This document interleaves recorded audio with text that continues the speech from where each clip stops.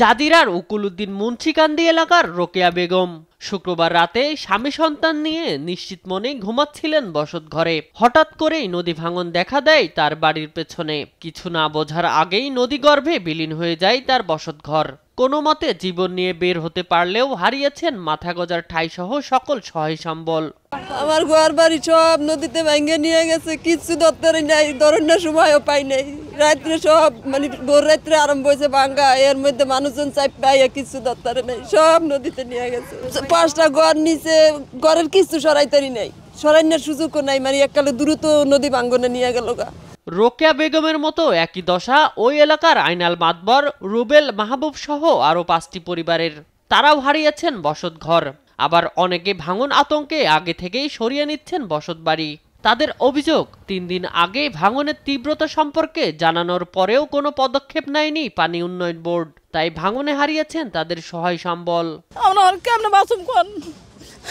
কিছু নাই, ঘর দোয়ার গাঙ্গে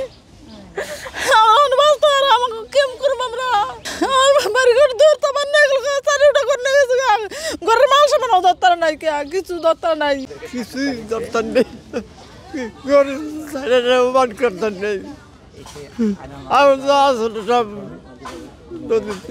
এনে কোনো বস্তা জীবে কোনো কিছু হালায় নাই এই জায়গায়, কোনো কিছু কাজ করে নাই এই জায়গায়। বেড়িবান্ধে কাজ আইছে, কিন্তু বেড়িবান্ধে কাজের কোনো লোক আসে না এই জায়গায়, কোনো কিছু ভালাই না। একটা পাথর কও, একটা বস্তা কও বা কিছু ভালাই না। আগে এখানে ভাঙন দেখা দিয়েছিল, তখন পানি উন্নয়ন বোর্ডে জানানো হয়েছে, কিন্তু তারা কোনো ধরনের ভাঙন প্রতিরোধ পদক্ষেপ নেয়নি, যার ফলে আবারও ভাঙন দেখা দিয়েছে। এখানে 4 থেকে 5টি ঘর বিলীন হয়ে গেছে। পানি উন্নয়ন বোর্ডে থেকে লোক আসছিল, আইসা দেখে ঠিক গেছে, কইছে কালকে দিনের ভিতরে বস্তা ফালাইব।